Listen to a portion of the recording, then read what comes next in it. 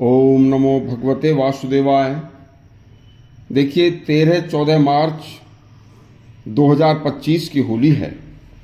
यह होली की कथा सेम हिरण्यकश्यप जैसे आज भी बहुत से बाहुबलियों के ऊपर है, जो अपनी शक्ति के घमंड में अनर्थपूर्ण कार्यों में लगकर अपने को महाशक्तिशाली समझते हैं और एक दिन भगवान की आश्चर्यजनक घटना से बिल्कुल नष्ट हो जाते हैं। कथा पूरी सुनना।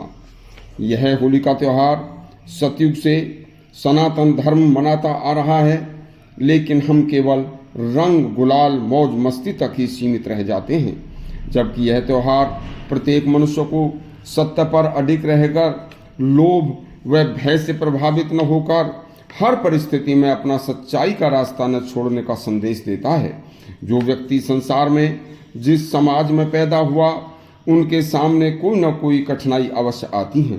जो लोग उस कठिनाई के सामने झुक जाते हैं वह गर्त में चले जाते हैं, और जो कठिनाई का डटकर सामना करते हैं उनका मनुष्य जन्म सफल हो जाता है। यह एक कहावत है कि दुष्ट वृत्ति के मनुष्य के लिए बहन भाई बेटा माँ बाप गुरु कोई मायने नहीं रखता, उसके लिए तो केवल अपना स्वार्थ ही सर्वोपरि होता है।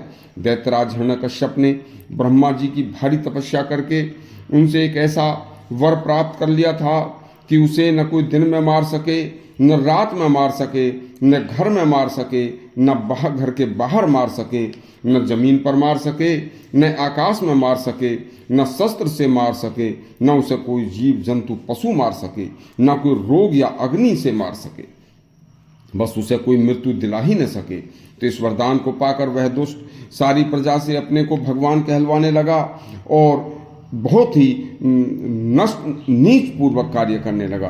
कहने लगा कि मैं अमर हूँ। उसके अपने पुत्र प्रहलाद ने उसे भगवान मानने से तथा कहने से मना कर दिया, जबकि सारी जनता दरबारी उसे भगवान मानते थे। तो इसका विरोध करता रहा प्रहलाद। उसे भयानक दंड देकर मार डालने तक की उसने सोची। प्रहलाद को भी खूब समझाया, डराया। जब भक्त प्रहलाद उसके भय से विचलित नहीं हुए तो उसने अपने पुत्र प्रहलाद को मृत्यु दंड देने के लिए अपने राक्षसों से समुद्र में फेंकवाया और उसे उबलते हुए तेल के कढ़ाव में डलवाया।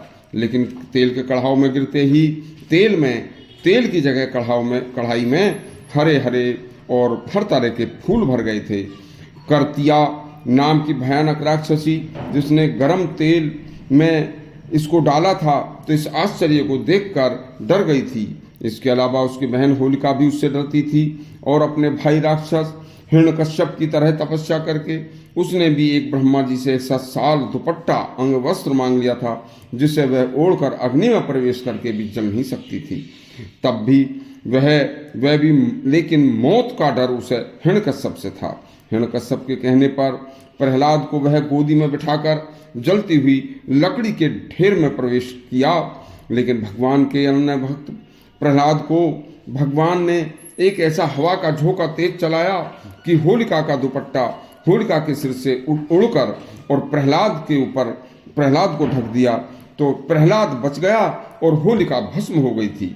उसके बाद हिरण्यकश्यप ने प्रहलाद को एक दरवाजे के पास बने खंभे से जंजीर से बांध दिया था और यातना दे रहा था। तभी प्रहलाद ने भगवान विष्णु को पुकारा, तो भगवान खंभे से नरसिंह का रूप धारण करके जैसे ही प्रकट हुए तो राक्षस हिरण्यकश्यप उस नरसिंह को मारने दौड़ा। जैसे ही वह दरवाजे के बीच में आया तो फौरन नरसिंह रूपी भगवान ने उसे उठाकर अपनी जंघा पर रख लिया। और ऐसा देखकर दैत्यराज बोला कि मुझे तुम दिन या रात, घर या बाहर या किसी शस्त्र से नहीं मार सकते। भगवान बोले, हे दुष्ट, इस समय न दिन है न रात है, संध्या काल है और यह बीच दरवाजा है, न भीतर है न बाहर है, और न मेरे पास कोई शस्त्र है।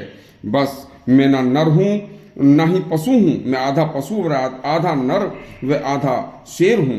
देख, अपने हाथ के नखूनों से उस दुष्ट को हिरण्यकश्यप का उन्होंने अंत कर दिया था। तब सारी प्रजा ने उस दुष्ट के मरने की खबर सुनकर पूरे राज्य में हंसी खुशी से एक दूसरे के गले लगकर शुभ का चंदन टीका लगाकर हंसी खुशी से नाच गाकर फूलों से रंगों से एक दूसरे को बधाई देकर घर घर पकवान बनाकर राक्षसी होलिका व उसके भाई हिरण्यकश्यप के पापों से मुक्ति पाने के उपलक्ष्य में यह होली का त्योहार मनाया था। तो हमें हमेशा किसी भी दुष्ट का साथ नहीं देकर उसका विरोध करना चाहिए और स्वयं अच्छे रास्ते पर चलते रहना चाहिए। यदि आपको ये हमारा प्रसंग अच्छा लगा हो तो हमारा चैनल सब्सक्राइब करें और घंटी दबाएं। धन्यवाद।